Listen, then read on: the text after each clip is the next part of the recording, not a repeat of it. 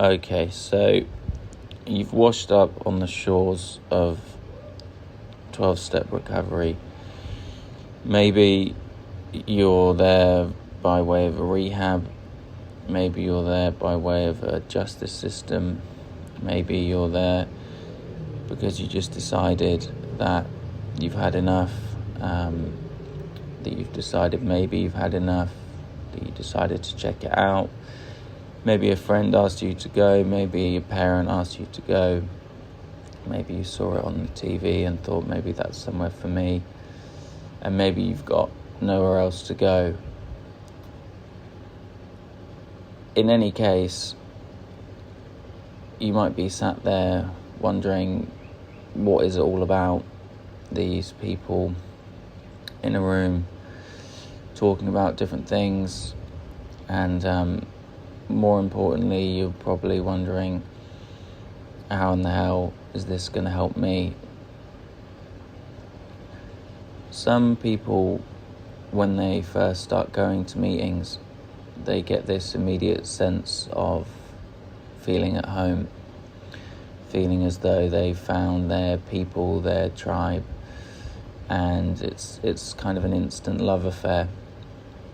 For those people, there isn't much to say, but for the other set of people who don't have that experience, who don't feel at home, who don't really understand what's going on, who feel separate, who feel different, and who don't immediately kind of get the whole thing, I want to make this to address a little bit about that experience, and to try and answer some questions that are probably rattling through your head.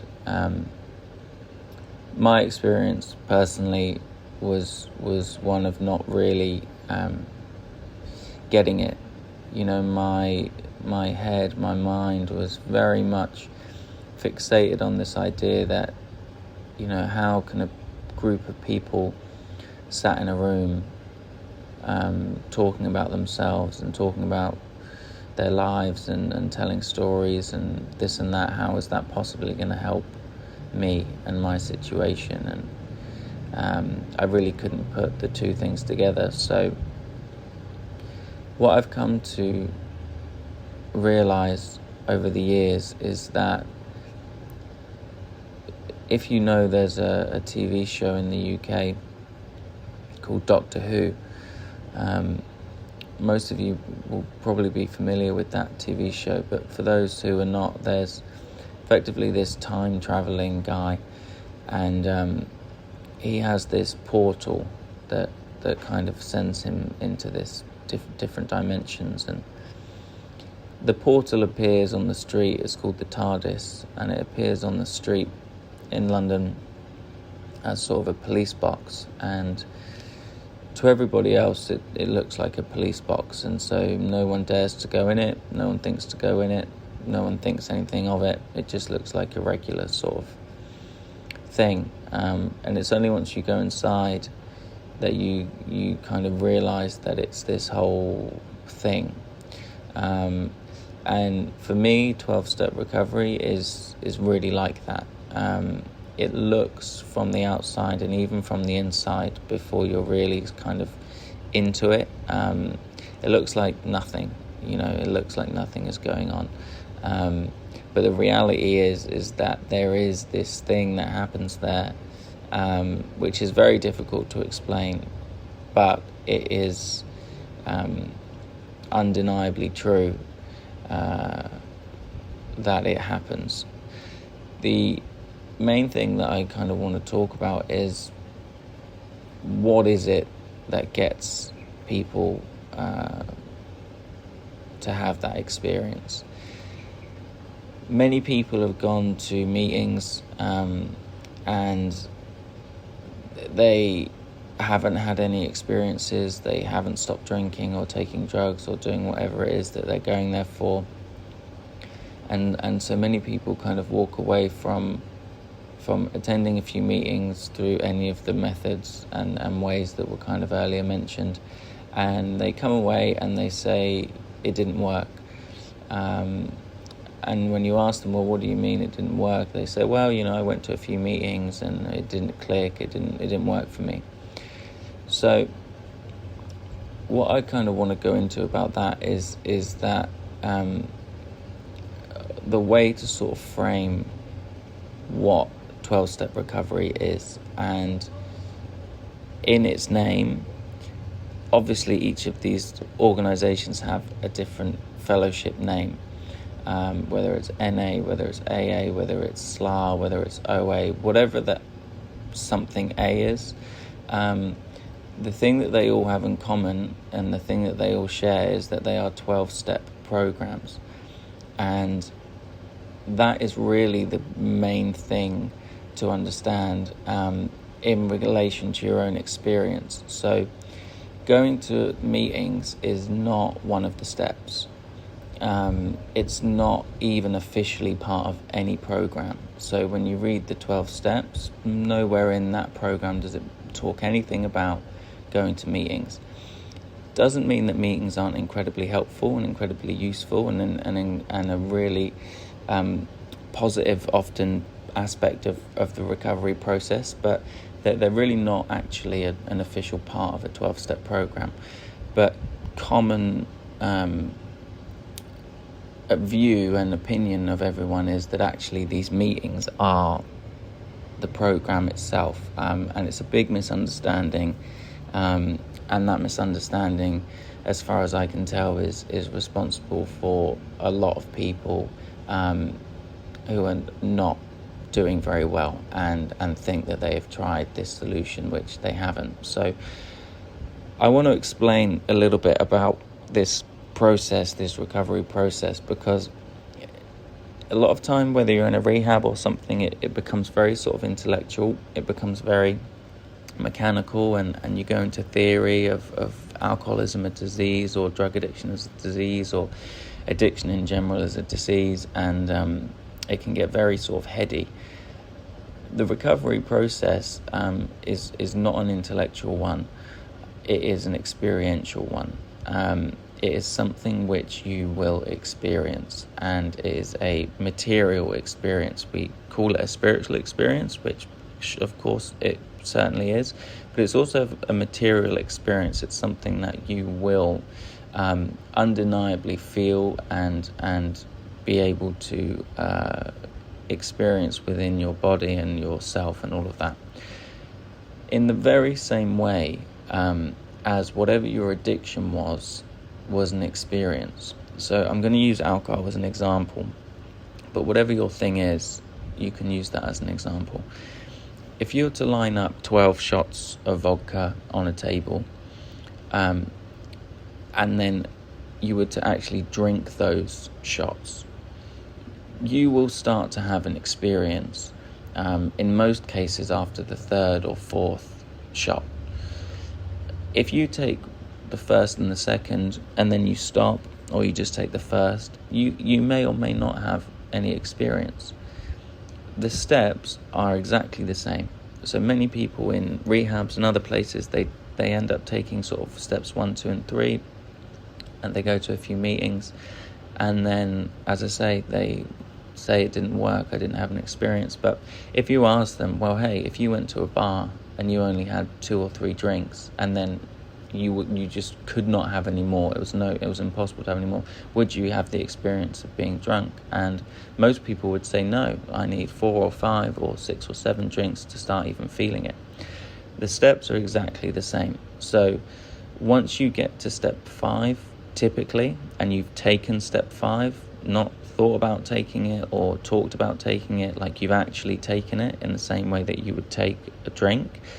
Once you've actually taken step 5, most people from that point have an experience that is sufficient enough to stay sober for quite some time. And especially once you get to step 9, and especially once you get to step 12, your sobriety is generally pretty insured. Now, there are exceptions to that, which we can go into separately. It's not really a question for newcomers. In the general sense, this will apply that if you actually get to the point of having the experience of taking the 5th step, the 6th step, you will have had the experience, which means that the program and stuff like that will work for you. So that's really a big one. It's also relating to that example. If you went to a bar, and going to meetings is like going to the bar, where everyone is kind of at the bar talking about drinking, and there's 12 shots on the table, and people are talking about their experience, having taken those shots, and they're talking about they're thinking about taking them, or in some meetings, the steps are not spoken about at all. But effectively, they're always there. They're always on the wall. They're always on the banners. That they're always there. And it's being sat in the meeting and either talking about the steps or looking at the steps and interpreting them is really the same as like going to a bar and watching other people drink, staring at the alcohol, trying to figure out what would happen if I drank these drinks, and just not having the experience of actually drinking them. And it is in the experience of taking them and doing them in an action sense that you will have that experience and that you will then know. So I hope that kind of helps to separate out exactly what 12-step recovery is and what it isn't.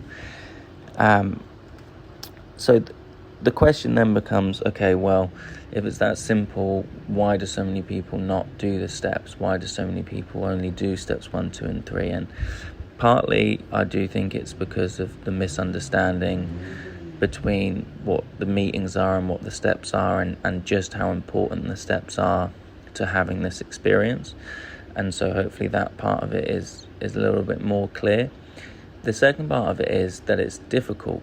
It's difficult to take the steps for a number of reasons. And we'll kind of get into those now. Many people come, myself included, come to 12-step recovery with their story, with their narrative, with all the things that have happened to them or that they've done or that has got them into this situation. And in many cases they're convinced that unless you understand everything about their life, you'd never understand their situation. And it doesn't seem plausible that this general 12-step generic solution is going to work on my unique set of problems. And so there's this kind of disconnect between willingness to accept that this might help against sort of this resistance that generally the ego comes with, that it's just not going to work. So basically, a way to look at this is very much like physical fitness. So when in 12-step recovery, it's called a spiritual program, and they refer to spiritual fitness. Now, let's take the word spiritual out and just look at this word of fitness. So if you have got to a point where you're very physically unhealthy, maybe you're overweight or you're just really unfit, if you then decide you want to go to a gym, now there are many ways, and you'll have a story as to how it is that you've got to be out of shape. Maybe it's because of what your parents fed you when you were younger. They didn't give you a good diet. They didn't instill in you the values of healthy eating and blah blah. Or maybe you had a depression, or you got broken up with a partner, or all of these things happened to you, which has led to you being in this physical state that you're in. And it may seem very unique to you as to why it is that you're in this position, and why you can't get out of it and all of that kind of stuff. But at the end of the day, regardless of all of that stuff that's led you to that point, if you want to become physically fit, you need to do a set of exercises consistently, and you need to not do a set of certain actions consistently, and you will have a physical transformation. It's not subjective. It's not related to who you are or what you've done. It's very objective. Now, the issue is, as I say, it's very difficult. It's very difficult when your whole system is wired to be one way, and then you're trying to force it to be another way. it's very hard, which is why most people who try to get into physical shape fail. Same reason that most people who try to get in this spiritual shape or try to get in this recovery fail, because it's difficult, because it goes against a lot of what they've been doing for a long time. And so again, if we look at that and we look at, okay, how can I have the best chance to go through with this program? Well, same like with the gym, the best way that you can do it is to have a personal trainer. It's to have a personal trainer who is one-on-one working with you to help you get through the exercises, who's had the transformation themselves, who's been in your position and is willing to help you. Now, unfortunately, in gyms, personal trainers are incredibly expensive. Fortunately, in 12-step recovery, they're completely free in the way of a sponsor. Now, sponsorship these days, there are these things, recovery coaches and all of these things that you can pay for, which I have no experience in.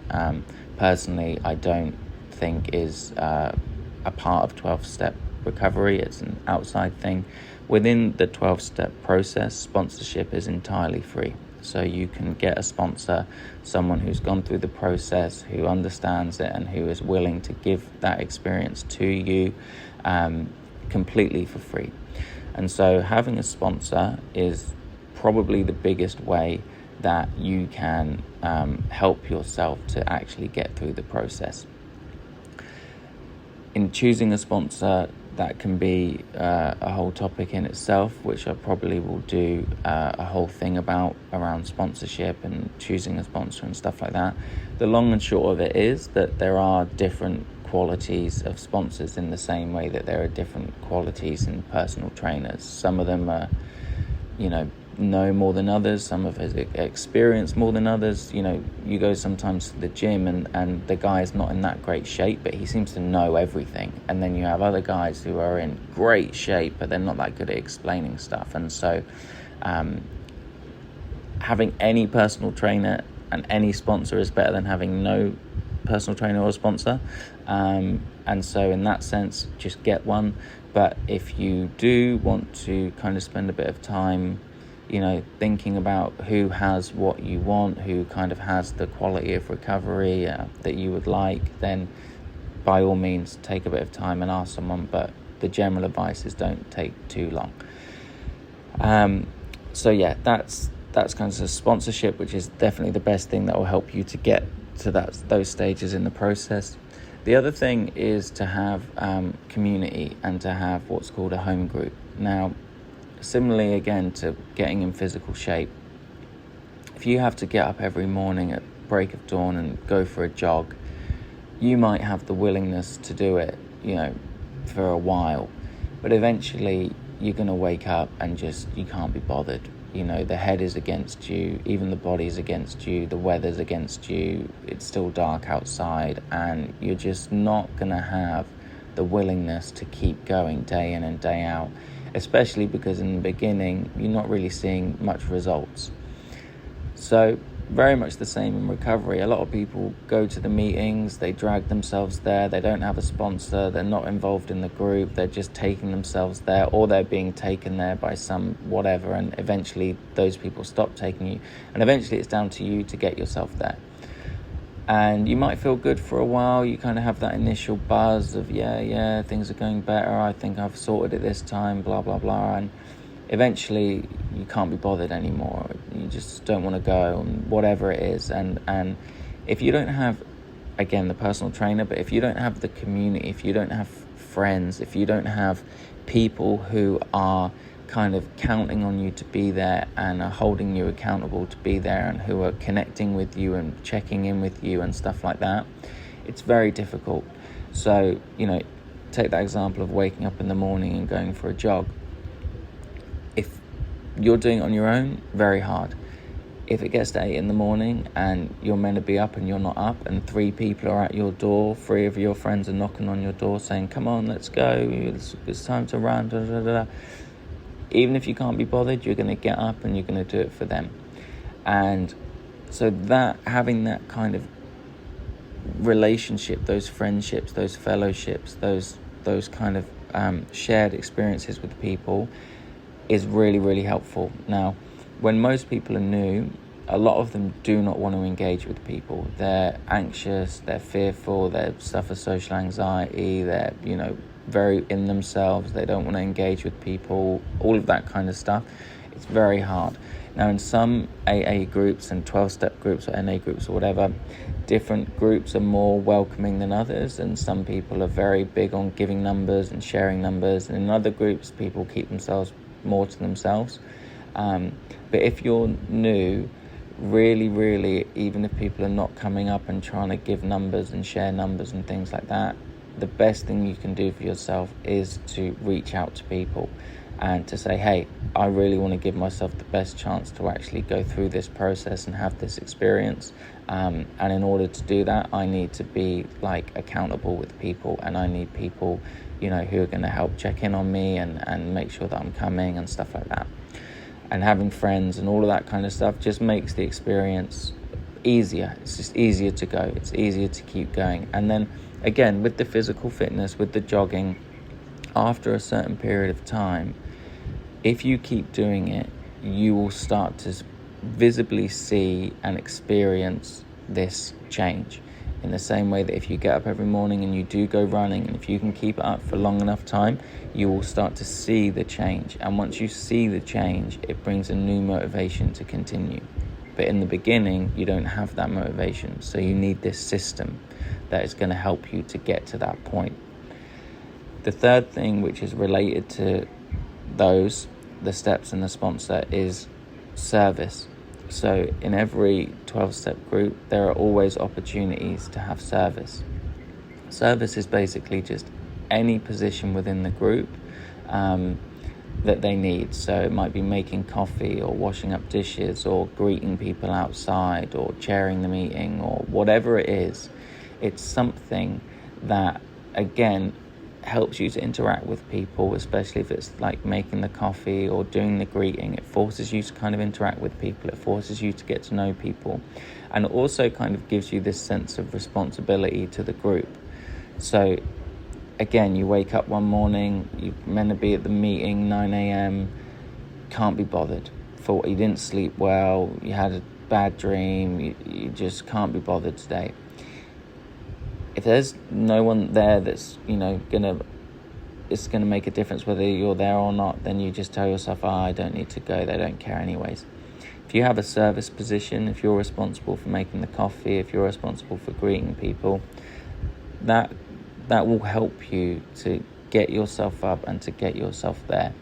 And again, in the beginning, it's all about creating this system, which is just going to help you to show up and to get involved. So those three things are really the way in which, if you're genuinely serious and ready to have a real change in yourself and in your life, and you want to give yourself the best chance to actually experience that change, then hopefully these answers to these questions will help you. If you have any more questions, just send them in. I'm happy to answer all of these. I hope that it helps. My answers are not the answers, they're not the way it is, it's just my experience. I make these things because people have told me that it's helpful, they've requested them, but it's very important that I say that, these are not like the official things or anything like that. They're just my experience, my opinions, my understanding of everything. And I hope that it helps you in your journey. And God bless.